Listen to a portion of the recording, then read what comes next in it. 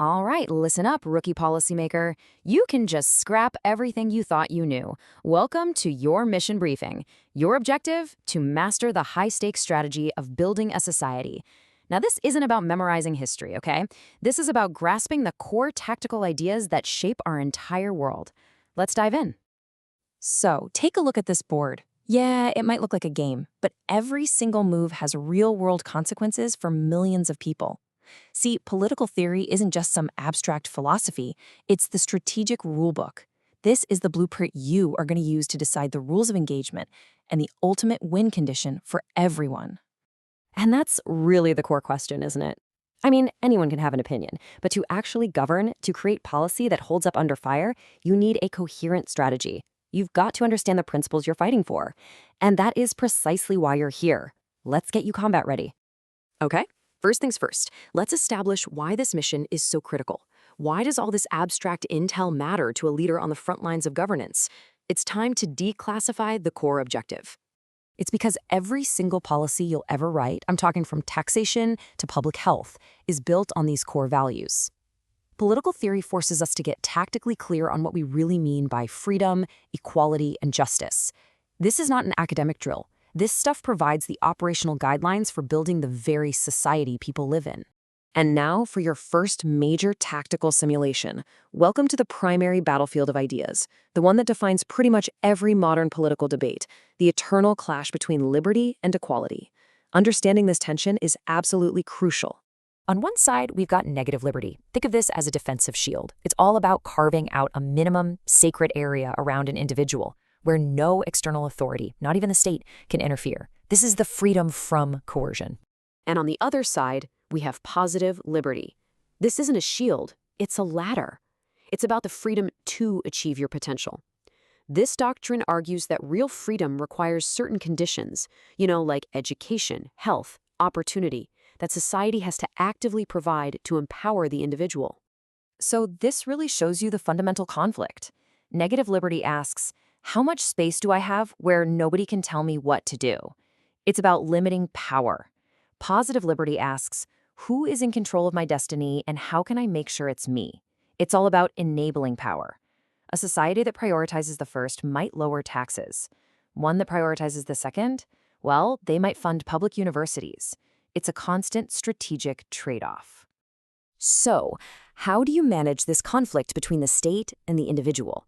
You need a rule of engagement.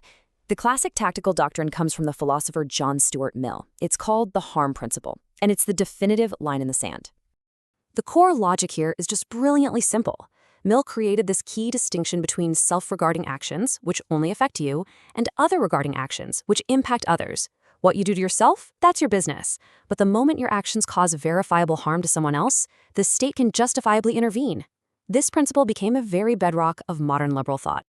Okay, let's advance to our next objective, Operation Social Justice. We've considered freedom. Now, how do we design a system that is fundamentally fair for every single operative in the field? This is the master-level thought experiment from the philosopher John Rawls. He asks us to imagine a scenario. You get to design the fundamental structure of a new society, but there's a catch. You have absolutely no idea what your position in that society will be. Rich, poor, healthy, sick, majority, minority, it's all completely unknown. He called this scenario the veil of ignorance. It's a theoretical tool, a kind of mental curtain you put yourself behind. By stripping away your personal biases and your self-interest, it forces you to think impartially about what would make a truly just system for everyone. So here's the crucial point.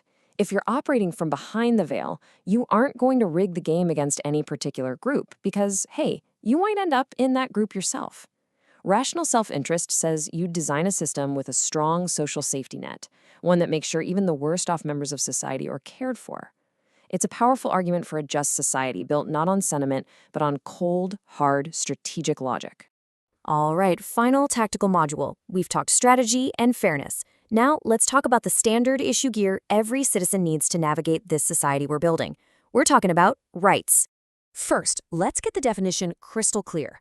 A right is not just something you want, like a bigger budget for your department. A right is a justified claim that we as a society agree is essential for any person to live a life of dignity. It's completely non-negotiable. And these rights fall into a few key categories. You've got civil rights, the basic protections of life and liberty. Think of that as your shield. You've got political rights, which let you participate in your own governance. That's your voice. And you have social rights, making sure you have a fair shot at success through things like equal opportunity. That's your ladder. Each one is a critical tool. But where do these rights even come from? What's their ultimate source code? Well, the answer is both profound and simple. Human dignity. The core assumption is that every single person is unique and has intrinsic worth. Nobody is born simply to serve others. That right there is the unshakable foundation upon which all rights are built. The briefing is almost complete. We've reviewed the core strategies, the rules of engagement, and the essential equipment. The intel has been delivered. The next move is yours. These are the cardinal points on your moral compass. When you're lost in the fog of policy debates, come back to these principles: the intrinsic dignity of every human, the relentless pursuit of justice, and the strategic balance between competing values. These are your guideposts for building a robust and fair society. So we end right where we began. You now understand the strategic tension between liberty and equality. You have the harm principle, the veil of ignorance, and the dignity doctrine in your toolkit.